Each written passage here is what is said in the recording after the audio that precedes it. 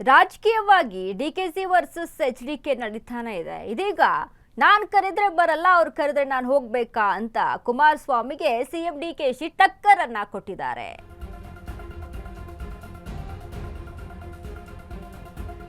ಕುಮಾರಸ್ವಾಮಿಗೆ ಡಿಕೆಶಿ ಟಕ್ಕರ್. ನಾನು ಕರೆದ್ರೆ ಬರಲ್ಲ, ಅವ್ರು ಕರೆದ್ರೆ ನಾನು ಹೋಗ್ಬೇಕಾ? ಚರ್ಚೆಗೆ ಕರೆದ್ರೆ ಕುಮಾರಸ್ವಾಮಿಗೆ ಸಿಎಂ ಡಿಕೆಶಿ ಟಕ್ಕರ್ ಅನ್ನ ಕೊಟ್ಟಿದ್ದಾರೆ. ನಿಮ್ಮ ಎಲ್ಲಾ ಸವಾಲು ಸ್ವೀಕಾರ ಮಾಡಿದ್ದೇನೆ ಅಂತ ಹೇಳಿದ್ದಾರೆ.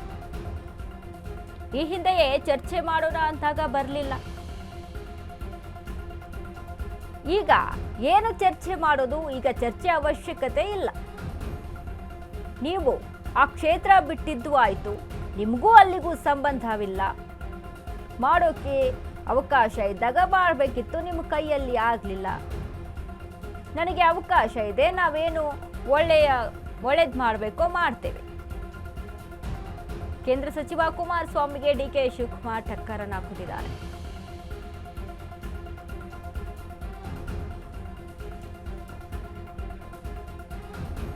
DK Shivakumar versus HD Kumaraswamy.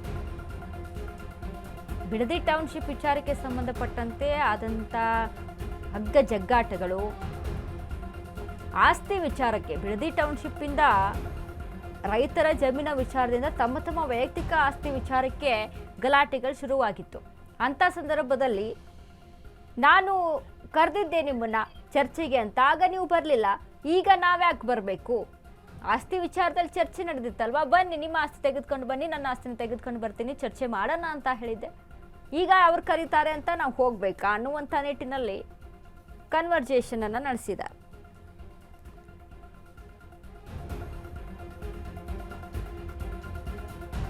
ಕುಮಾರಸ್ವಾಮಿ ಏನ್ ಹೇಳಿದ್ರು? Don't care. ಬಿಡದಿಯಲ್ಲಿ ಟೌನ್ಶಿಪ್ ಭೂ ಸ್ವಾಧೀನ ನಾನು ಮಾಡಿದ್ನ? ಇಂಡಸ್ಟ್ರಿಯಲ್ ಟೌನ್ಶಿಪ್ ನಾನು ಮಾಡಿದ್ನ? ಅವರೇ ಮಾಡಿದ್ದು, ಆದ್ರೀಗ ಅಡ್ಡಿ ಮಾಡ್ತಿದ್ದಾರೆ.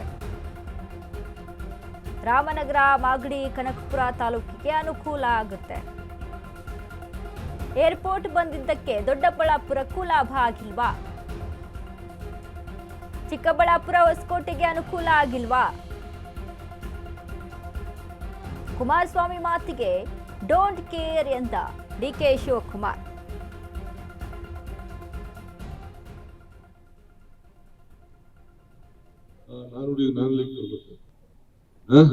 ನಾನು ಬರೋದು ಸರಿನಾ? ಹಂಗೆ ಒಂದು ಟೌನ್ಶಿಪ್ ಅವರೇ ಡಿನೋಟಿಫೈ ಮಾಡೋದಾಯ್ತು, ಮಾಡ್ತಿದ್ರು. ಈಗ ಪಾಪ ಅವ್ರೇನೋ ಕೆಲವೆಲ್ಲ ಇದ್ದಾರೆ.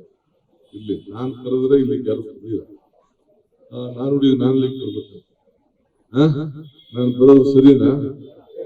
ನಾನು ಬರೋದು ಸರಿ ಅಂತ ಹೇಳಿ ಇವೆಲ್ಲ ಸವಾಲೆಲ್ಲ ಸ್ವೀಕಾರ ಮಾಡಿದ್ದೀನಲ್ಲ. ನಾನು ಹಿಂದೆ ಸಭೆ ಕರೆಸಿ ಟಿವಿ ಚರ್ಚೆ ಮಾಡುವಂತ ಹೇಳಿದಾಗ ಆಗ್ಲಿಲ್ಲ. ಈಗ ಕರಿಬೇಕು. ಈಗ ನನ್ಗೇನು ಅವಶ್ಯಕತೆ ಏನಿಲ್ಲ. ಈಗ ನಿಮಗೂ ಅದಕ್ಕೂ ಸಂಬಂಧ ಇಲ್ಲ. ಹಂಗೆ ಒಂದು ಟೌನ್ಶಿಪ್ ಅವರೇ ಡಿನೋಟಿಫೈ ಮಾಡೋದಾಯ್ತು, ಮಾಡ್ತಿದ್ರು. ಈಗ ಪಾಪ ಅವ್ರೇನೋ ಕೆಲವೆಲ್ಲ ಇದ್ದಾರೆ. ಇಲ್ಲಿ ನಾನು ಕರೆದ್ರೆ ಇಲ್ಲಿ ಕೆಲಸ ಇಲ್ಲ. ನಾನು ಬರ್ಬೇಕು. ನಾನು ಬರೋದು ಸರಿನಾ? ನಾನು ಬರೋದು ಸರಿ ಅಂತ ಹೇಳಿ ಇವೆಲ್ಲ ಸವಾಲೆಲ್ಲ ಸ್ವೀಕಾರ ಮಾಡಿದ್ದೀನಿ.